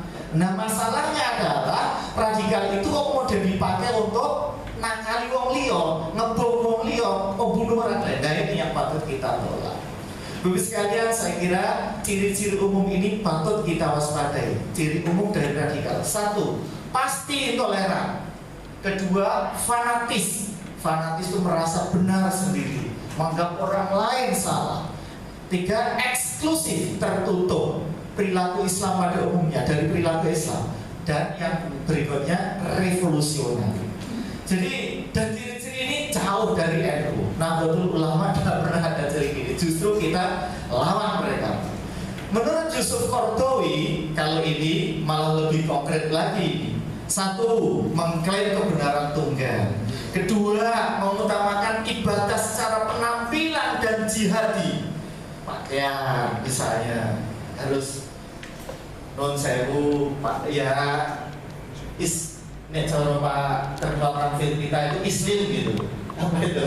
Yo singgo terus kemudian kok kita ke Islam harus jubah harus. Itu menurut Yusuf Qaradawi justru ciri-ciri gerakan ikut perang bukan mesti salah loh Pak. Tidak mesti dalam arti orang yang seperti itu lalu kemudian kita judge dia juga radikal. Nah, berarti kita juga radikal kalau begitu. Gitu. Artinya kita sudah jangan terjebak kepada bahwa judgement terhadap orang yang katakanlah seperti itu lalu kita menjudge gitu. Kita radikal nanti melawan setan dengan cara setan kalau begitu. Nah, itu salah. Lalu kemudian takfiri, mengkafirkan orang lain. Jadi sering sekali hal yang cuma hanya gara-gara ziarah kubur kafir. Ya begitu, kita sering itu dengerin. Hanya sholawatan momen kafir, sedikit-sedikit bid'ah. Nah, katakan begitu. Untungnya di Gunung Pali tidak begitu banyak. Selanjutnya saudara sekalian banyak saya lewati. Motif radikalisme bisa karena alasan agama, karena ideologi, karena alasan perjuangan kemerdekaan. Ini agak positif saudara sekalian. Soekarno ketika perjuangan negeri kita juga radikal, tapi positif. Alasan untuk membebaskan diri dari ketidakadilan agak positif. Karena adanya kepentingan tertentu, negatif nih. Karena memang ada kepentingan untuk ke arah tertentu. Faktor pemicu, Bapak sekalian, agama itu hanya bensin saja. Faktor penentunya sebenarnya adalah kemiskinan, kebutaan, kelaparan, ketidakberdayaan ekonomi. Itu faktor. Agama hanya tinggal mengunci, tinggal nyiram gitu, Bapak sekalian. Bapak sekalian, kalau kita lihat siapa yang menjadi pengantin bahasa mereka, pengantin itu adalah pelaku bom bunuh diri. Pengantin mereka itu adalah selalu orang-orang yang yang nggak punya hopeless lah, mereka nggak punya pengharapan. Urip yo enggak, mati tak anda gitu lagi di pasar. Jadi urip yo pada juga mati ya tenggal kemudian dirayu kalau Ali kebetulan Ali itu orang yang bagian rekrut itu adiknya tadi Pak. Jadi mereka berkeluarga misalnya di 1, 2, 3 sehari selesai besok bom. Bahkan Ali Fauzi Bapak sekalian mengatakan itu dengan saya, karena dengan saya langsung panggil Ali, saya itu ya kalau mahasiswa sampai saya butuh waktu hanya 1 jam saja bisa membuat mereka radikal. Ya mudah saja. Jadi orang-orang yang kebetulan milih kemakmurannya kurang, kemudian pendidikannya emang kurang, kesadaran hidup kurang, terutama kesejahteraan ekonomi, disiram saja dengan bensin kecil meledak. Jadi berani dia membaca takbir lalu kemudian dijanjikan bertemu dengan 40 bidadari Pak. Oh ini jawabin sing dunia pakai enak kok gitu. Terus besok mati gitu 40 bidadari. Makanya banyak sekali yang mereka bunuh diri itu begitu menulis, Bapak Ibu relakan kami justru malah tenang bersama para bidadari. Pernah ya di mereka unggah itu. Besoknya mereka sudah mati. Itu jadi sekali saya ingin memintakan. Nah soal gerakan radikal agama Bapak sekalian, ini memang awalnya kalau ini jelas ini bahwa Abdul A'la Al-Maududi itu memang kecewa atas kegagalan gerakan khilafah di India yang pada waktu itu kok kooperatif dengan penjajah di Inggris. Dia tak ingin, kita ini kan umat Islam, ayolah taruh. Akhirnya kemudian dia pindah ke Pakistan, mendirikan negara Pakistan. Waktu itu Pakistan belum jadi negara. Nah, kemudian memberikan argumen, memberikan agitasi, memberikan itu Al-Maududi. Termasuk sampai sekarang gerakan itu banyak bersumber berbicara pada buku-buku mereka. Berikutnya agak radikal betul itu Abdullah Azam. Dan Pak Azam yang teman kita bukan. Abdullah Azam itu keras sekali, ya termasuk dimatangkan di sana. Bapak sekalian, kalau di Indonesia seperti apa? Kita berbicara soal radikalisme Islam tidak bisa kita putus, tidak bisa kita lupakan dari deklarasi dari AS Sekar Maji Marijan Kartosuwiryo 7 Agustus 49 mendirikan DITI. Mungkin Pak dari Pak tentara atau dari Pak Polsek sangat paham. mendirikan Darul Islam dan menganggap kita yang pro NKRI itu Darul Harb, memang itu diperangi. Ya. Berikutnya, sekarang mereka kemudian bermetamorfose, Pak. Tahun 80 merupakan tonggak kebangkitan gerakan DI secara meluas. Tahun 1980 itu Kartosuwiryo yang dulunya itu hanya untuk mendirikan negara lalu kemudian mendidik masyarakatnya sudah bersinergi dengan gerakan-gerakan Islam internasional, sudah mulai gawat ini. Lalu kemudian mereka mulai ini Pak, tauhid membagi salasa. Menurut mereka itu rububiyah, mulkiyah, uluhiyah itu mereka sebut inilah negara. Jadi tempat ada hukumnya, ada pemerintah, ada rakyat. Uluhiyah mereka sebut dengan umat. Jadi keumatan, jadi negara itu. Ono pemerintahnya, ono undang-undang tempatnya berlaku dan ada masyarakatnya. Bapak sekalian, kemudian mereka mengadaptasi dari ini yang memang mahasiswa dan juga anak-anak muda kita. Ini Pak, gerakan yang seringkali kita temui itu IM Pak, dan Salafi. Saya kira mungkin di Gunung Pani secara umum tidak, tetapi di tingkat-tingkat kampus, di daerah-daerah lokasi-lokasi kampus sudah mulai banyak masuk. Nah, Bapak sekalian, kita mulai ketemu dengan Abdullah Sungkar, Abu Bakar Basir, kemudian kemarin yang baru kita ketemu lagi, tidak bisa saya sampaikan satu persatu, Panji Gumilang, person ya, Bapak sekalian, pimpinan Ponpes Al-Zaitun. Kamuflasenya pinter, mereka tidak menyebut dirinya itu radikal ya, tidak. Mereka ya pondok pesantren. Mereka zakat itu maknai dengan memberikan sumbangan kepada mereka. Jadi pondok pesantrennya di sana itu 50 hektar Pak, Indramayu, luar biasa. Mereka kalau pergi haji itu cukup mengelilingi pondok pesantren dianggap sebagai tawaf Pak. Jadi tawafnya mereka itu zakat itu berarti dengan beri sama yang memberi, dan fa'il luar biasa ya. Saya Bapak sekalian, terakhir mungkin ini peran kita apa agar kita tidak terdorong kepada ini. Bapak sekalian, memang pemahaman agama yang benar, bid'ah, jihad itu harus kita pahami. Saya kira Bapak sekalian, memang kami sangat percaya bahwa garis kita NU itu luar biasa. Kalau memaknai jihad, memaknai bid'ah sudah sangat luar biasa. Jadi mereka selalu mengedepankan nek semua bid'ah itu dolala, nek dolala itu mesti di neraka. Lah itulah yang kemudian mereka sikat dari kita, diaturkan kita. Nek ngomong kuburan ya dolala, maulid Nabi dolala, pokoknya dari santri, opo dari santri. Yang kedua, kita perlu mengedepankan sikap moderat, karena mereka juga berdasarkan man amila amalan laisa alaihi amruna fahuwa raddun. Jadi mereka juga gitu Pak. Tertolak kalian tuh ngopo data tahlilan, data yasinan. Nah, baik sekalian, mencegah terjadi tersebarnya ajaran agama baru, fanatisme baru.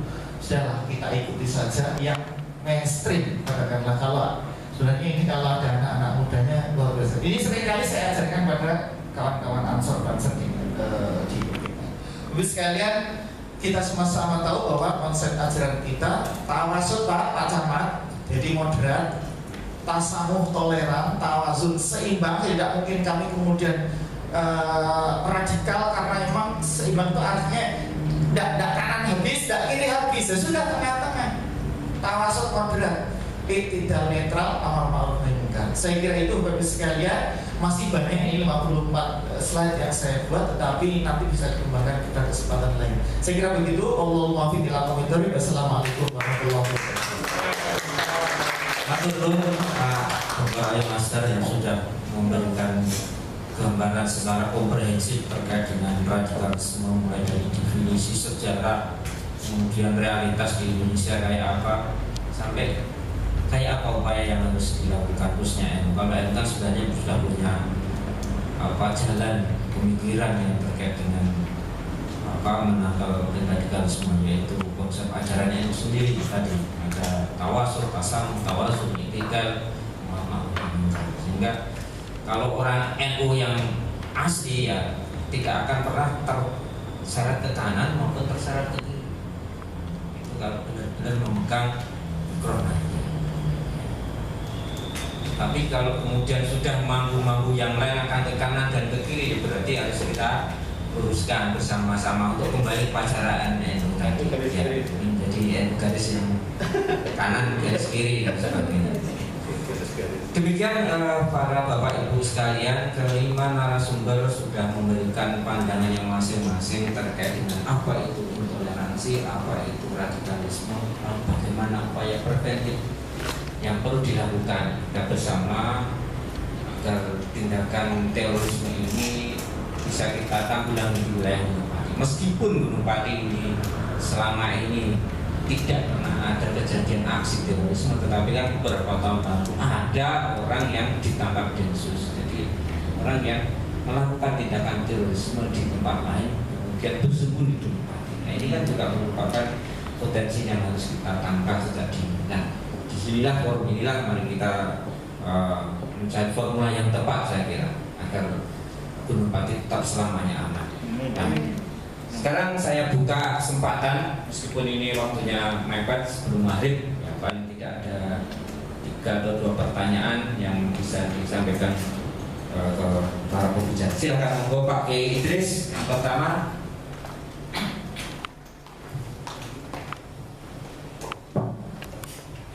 Assalamualaikum warahmatullahi wabarakatuh.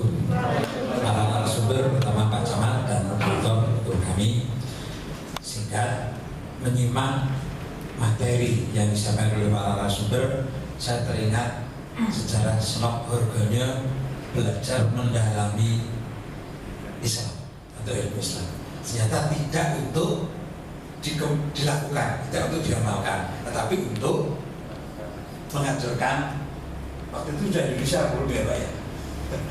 Ya, untuk menghancurkan negara jajahnya.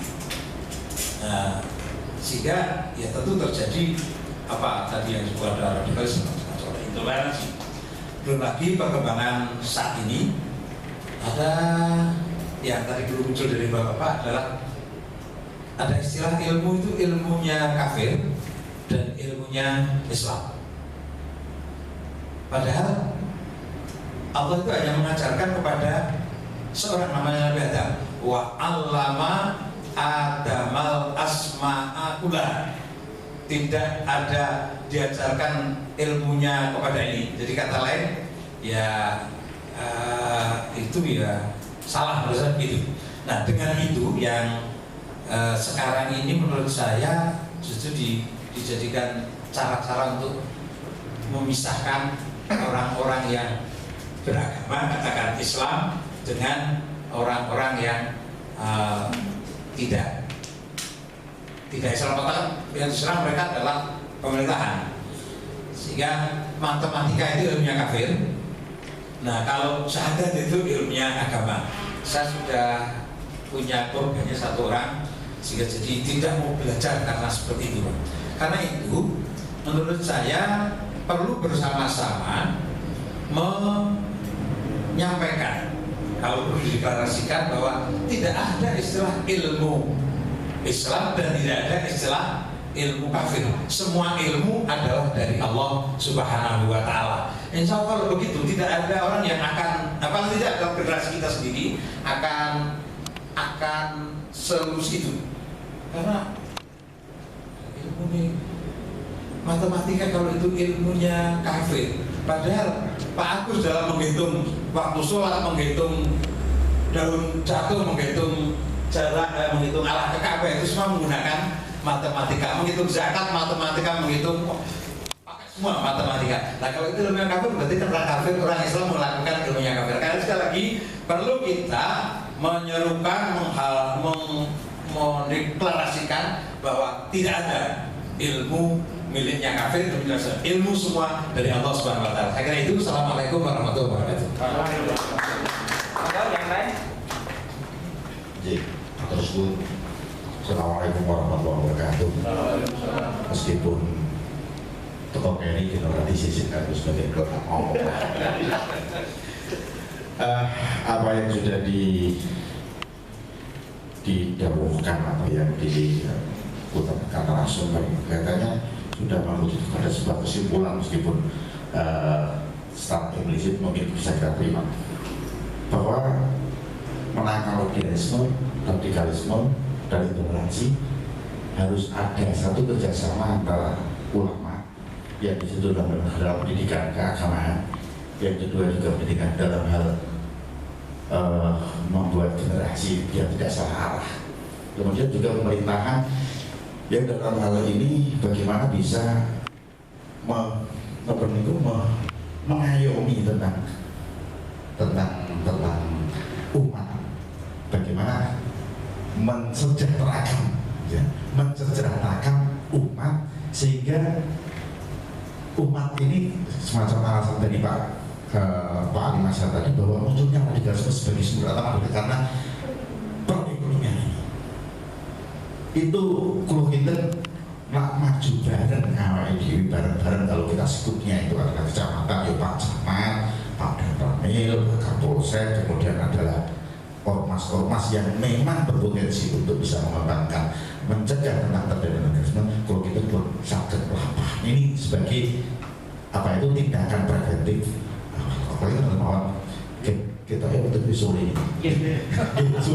Satu lagi kalau masih ada, ya monggo Pak Sam. Assalamualaikum warahmatullahi wabarakatuh. Terkait dengan bagaimana tindakan kita dalam rangka preventif terhadap terorisme yang ada di Kecamatan Gunung Pati ini, tadi yang belum sempat disampaikan itu saya kira dalam hal ini adalah tak lepas dari dunia pendidikan.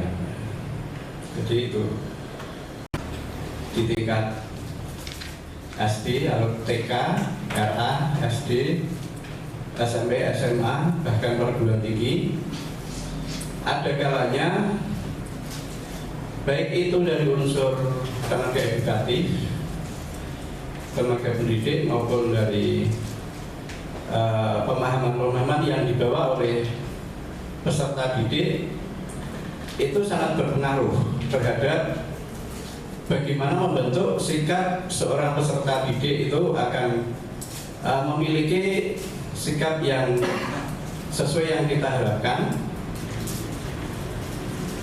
sehingga tidak terbawa arus intoleransi, radikal dan yang satunya adalah itu ya, terorisme itu.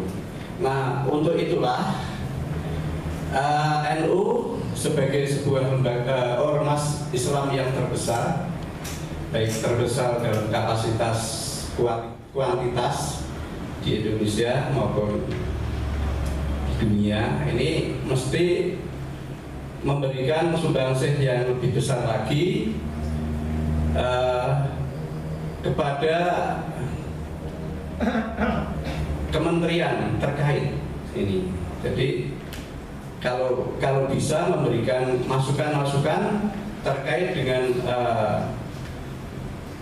katakanlah materi pendidikan yang mengarah ke moderasi, ya, ke empat hal yang tadi sudah disampaikan itu. Ini penting, walaupun mungkin dirasa biasa saja kalau kita sebagai warga NU biasa, tetapi kalau kita masuk ke ranah materi pendidikan itu sangat penting ternyata, ya, karena dua hal tadi. Dalam aspek tenaga edukatif sendiri terkadang tidak semua sepaham dengan katakanlah dalam tanda kutip NU. Ini tidak semua. Mereka juga punya pemikiran-pemikiran yang mereka bawa ke peserta didik, dan itu saya kira lebih efektif itu, dan tanda kutip bisa membahayakan itu. Terus yang kedua ya tadi pengaruh dari pergaulan pemikiran dari luar yang kemudian mereka sampaikan di di antara sesama ya, di lingkungan kampus atau mungkin bahkan sekarang sudah ke SMA, SMK dan seterusnya. Saya kira itu ini yang menjadi pemikiran kita bersama. Saya kira itu. Ya, terima kasih. Assalamualaikum warahmatullahi wabarakatuh. Ya, turun ada 3 pertanyaan karena waktunya sudah hampir maghrib. Nanti kami minta narasumber untuk secara singkat saja. Karena tadi yang pertama Pak Camat, kita balik dari Pak Ali Mazhar dulu, nanti ditutup oleh Pak Camat. Yang pertama dari Pak Yai Idris terkait dikotomi yang muncul di masyarakat Islam Muslim kafir. Saya kira tidak hanya dikotomi yang model, dikotomi yang lain orang ajaran Nabi dan sebagainya. Kemudian dari Nastain terkait dengan saya kira sinergi ya, antara ulama umaro untuk mensejahterakan umat dalam rangka menangkal radikalisme, intoleransi dan terorisme. Kalau Pak Sam terkait dengan pendidikan, kalau Pak Ali Mazhar. Baik, saya kira singkat saja karena memang ini. Tetapi yang secara persis ditujukan ke saya sebenarnya ada. Mungkin yang agak tersirat Pak Nastain mungkin karena terkait dengan kesejahteraan. Kesepakati. Jadi penanggulangan terorisme itu ada 2 jalur. Yang pertama adalah penal dan non penal. Penal itu tugasnya Pak polisi, terus kemudian BNPT, Densus, dapat untuk nangkepi kemudian penjara, itu penal. Tapi ada satu tugas yang diserahkan kepada kita, yaitu bagaimana agar pola pikirnya menjadi baik, bagaimana kita bisa menerima, tidak kemudian sedikit-sedikit tidak puas, mengeluh, kemudian lalu sedikit tersiram saja menjadi. Nah, kesejahteraan ekonomi masuk di situ. Jadi saya kira tadi juga sempat pada saat di ruang Pak Safa tadi kita juga bicarakan, memang NU punya potensi luar biasa kalau digarap, katakanlah dari sisi kesejahteraan itu dahsyat. Jadi NU rusak urunan 1.000 miliaran triliunan loh Pak, lebih besar daripada APBN kita. Tetapi katakanlah mungkin ini kita tentu memang pelan-pelan bergerak bareng-bareng, tidak model-model yang lain juga. Pelan-pelan, alon-alon. Berikutnya saya setujui memang ada semacam kayak dikotomi ilmu. Tidak hanya di sini, bahkan teman saya ketika saya belajar di peleburan di Diponegoro juga ada yang keluar nih, karena menganggap ilmu hukum itu ilmu kafir. Kemudian dia keluar dan menggunakan kata jihad beliau ke Poso waktu itu. Poso memang bujai gede duri. Kono itu gitu setelah keluar itu ya wes berubah 360 derajat dengan waktu sebulan.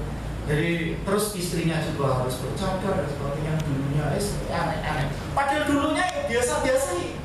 Ya pacaran ya bareng-bareng boncengan orang ini bareng begitu terus berubah gitu. Ngoten itu. Terus berikutnya Pak Sam, pendidikan benar, saya setuju. Pendidikan. Bahkan memang kalau tadi di slide saya teruskan Pak Sam itu sampai ke pendidikan. Jadi bagaimana cara untuk juga pendidikan? Salah satunya adalah eksponen atau unsur pendidiknya. Bahaya pendidik kita tidak screening. Jadi kita kalau memang lembaga kita NU, dia harus yang punya ajaran tadi tauhid, tasawuf, ta'adud, tawasud, amar ma'ruf nahi munkar. Enggak ya silakan pilih lain. Saya kira begitu. Terima kasih. Pak Saidin nanti Pak Pendeta dulu.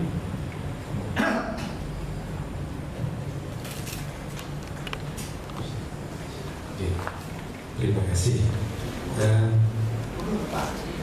Tadi sudah banyak disampaikan, itu hal yang mungkin perlu dikembangkan bersama. Ini dalam konsep pemikiran, di dalam kerangka untuk membangun kesejahteraan umat sebenarnya. Jadi ketika gereja kami juga memiliki pemahaman bahwa fungsi gereja itu di dalam kerangka menjadi rahmat bagi seluruh ciptaan. Tentunya ini sejalan dengan apa yang menjadi pemikiran dari Islam bahwa menjadi rahmatul alamin ya, menjadi rahmat bagi seluruh ciptaan. Tentunya ini menjadi pemahaman bersama yang memang bisa dikembangkan di dalam rangka untuk membangun di pemberdayaan ekonomi masyarakat dan sebagainya, dalam kaitannya di dalam rangka untuk membangun, mewujudkan masyarakat yang penuh dengan rahmat yang dari Tuhan. Dan itu saya kira menjadi hal yang bisa dikembangkan bersama, pemikiran bersama, hal-hal yang sifatnya mungkin universal, tetapi tidak harus menyamakan apa akidah kan begitu.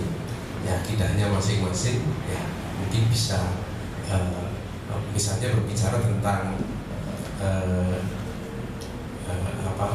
pemberdayaan ekonomi misalnya, tetapi punya akidah, punya masing-masing. Tetapi satu hal yang bisa dijalankan adalah bersama untuk mewujudkan kesejahteraan bersama itu. Itu mungkin yang mungkin bisa kita kembangkan bersama di dalam kehidupan bersama di dalam negara kesatuan Republik Indonesia. Itu saja yang bisa. Tapi juga tadi pendidikan saya kira menjadi pendidikan yang terbuka. Ini menjadi hal yang perlu kita lakukan adalah mungkin di dalam tataran praktis, di dalam kepada siswa, kepada kepada murid-murid yang menerima pendidikan itu. Saya juga sebenarnya bersama dengan Pak Harto ini ya, Pak Harto ini saya karena memang dulu diminta Pak Harto untuk mengajar di SMP 5 dan bersama-sama untuk yuk Pak, kita bagaimana untuk membangun pendidikan di sana secara mungkin religiusitas kan begitu, ingin memahami bahwa bagaimana kan pemahaman ketika kami mendidik, pemahaman silakan cari pemahaman kebenaran. Saya bicara kebenaran secara Islam itu seperti apa, kamu ngerti, oh ternyata secara Islam seperti ini, oh secara Kristen seperti ini, secara Hindu seperti ini, sehingga oh ternyata punya dasar masing-masing. Dan itu memang yang harus dikembangkan bersama, tidak harus mencampur adukan akidah, dan itu bisa dikembangkan bersama. Saya kira tataran praktis itu menjadi hal yang penting di dalam kebersamaan di negara ini. Itu saja yang kami sampaikan. Terima kasih, Pak. Mau nambah? Terima kasih untuk kami akan sedikit nambahi untuk yang disampaikan 3 hal tadi, yaitu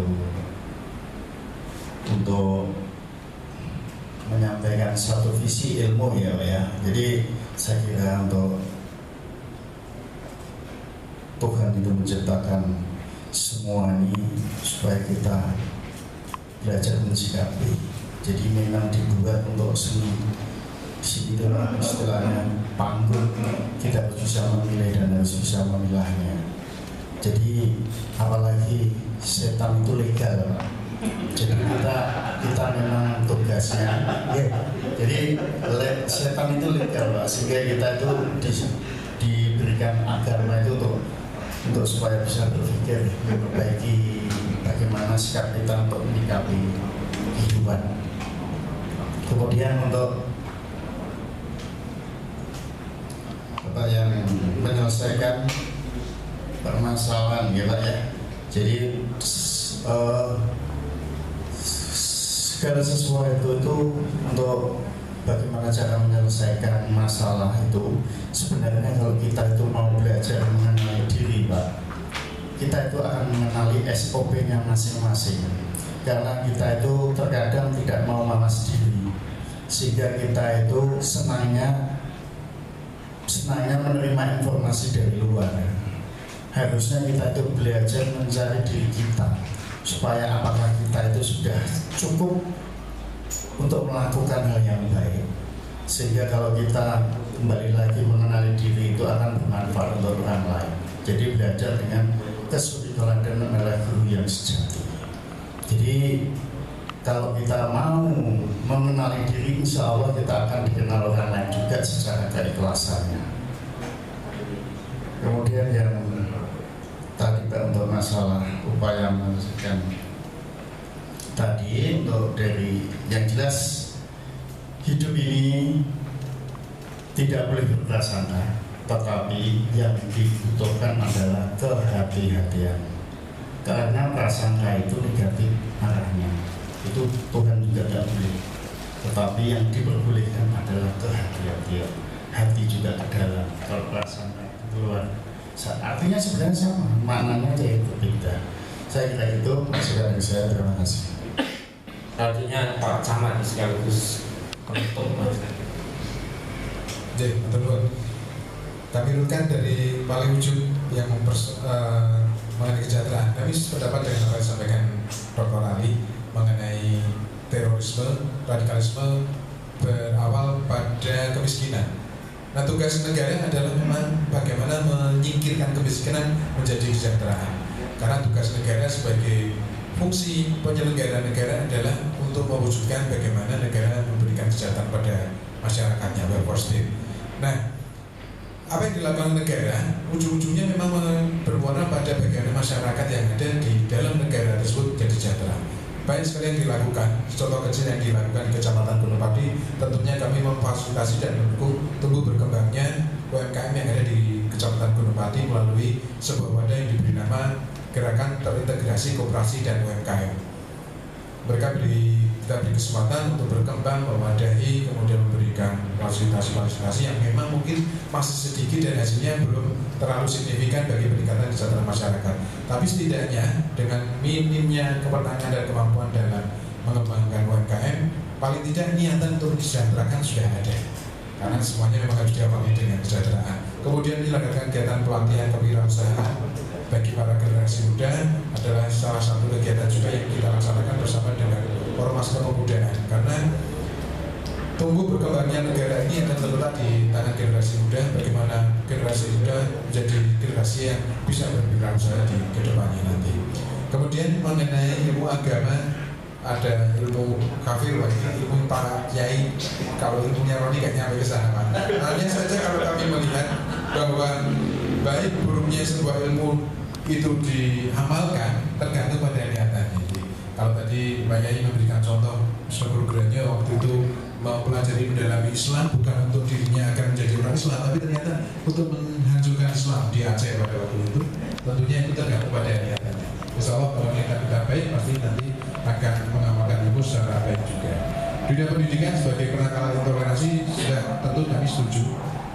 Diawali pada masa anak-anak di dunia pendidikan di paling awal, baik itu pendidikan formal maupun non formal. Pendidikan tentunya menjadi tugas anak dinas pendidikan untuk menciptakan bagaimana cinta tanah air yang saat ini tidak mendapatkan ruang yang cukup bagi pengembangan pendidikan di Indonesia, merupakan satu bentuk keprihatinan.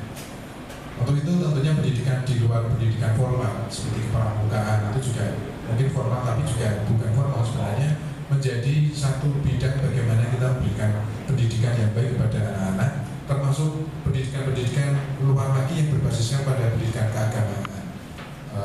TPG, TPA itu pada anak-anak kita bisa menanamkan cinta tanah air, cinta agama kita, dan tentunya lebih jauh lagi sebagai tolak ujung pangkal bagi anak-anak kita mencinta tanah air dan menolak radikalisme. Saya kira itu. Terima kasih.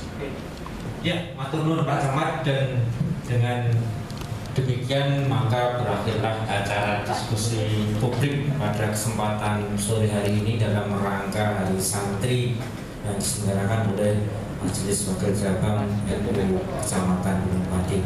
Dari banyak narasumber tadi, intinya menurut saya adalah perlunya sinergisitas antara masing-masing komponen yang ada di Kecamatan Gunung Pati, baik itu ulamanya, umaronya, tokoh akademisinya, aparat keamanannya, untuk sama-sama menjaga agar Gunung Pati ini terbebas dari intoleransi, radikalisme, bahkan tindakan aksi terorisme, sehingga kita bersama-sama bisa hidup ayam, adem, tentrem, gemah ripah, originawi, total aja di Kecamatan Gunung Pati. Tentu semuanya harus menjadi tanggung jawab kita bersama, bukan hanya umaro, bukan hanya ulama, bukan hanya aparat keamanan, bukan hanya para akademisi.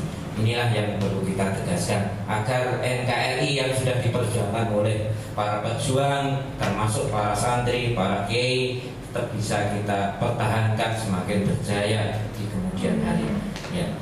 Demikian saya kira tadi dibuka dengan yel-yel, sekarang ditutup dengan yel, tetapi beda yel-yelnya sesuai dengan tema Hari Santri. Saya bilang Hari Santri, santri sehat, Indonesia kuat. Ya, Hari Santri, santri sehat, Indonesia kuat. Ya, kurang lebihnya mohon maaf. Assalamualaikum warahmatullahi wabarakatuh. Terima kasih kepada Pak Agus, dan sekali lagi beri aplaus kepada semua narasumber. Dan terakhir acara ini ditutup dengan doa. Saya mohonkan doa kepada Kiai Haji Idris Imron SIP. Kepada beliau dipersilakan. Kita berdoa dengan paling Alhamdulillahirabbil alamin. Bantu suruh dari ampuh ya. Demikian seluruh rangkaian kegiatan diskusi publik dalam rangka Hari Santri telah kita laksanakan bersama, dan mungkin untuk kesempatan berikutnya bisa kita adakan acara seperti ini. Ternyata sangat menarik Pak Camat, dan sekali lagi kepada Pak Camat, kami atas nama Majelis Wakil Cabang NU Gunung Padi mengucapkan terima kasih sudah difasilitasi luar biasa. Kami dalam membawakan kegiatan ini kalau ada keliruan kesalahan mohon maaf. Akhirul kalam wallahu muwaffiq. Wassalamualaikum warahmatullahi wabarakatuh. Ya, dimulai 1, 2, 3. Santri sehat.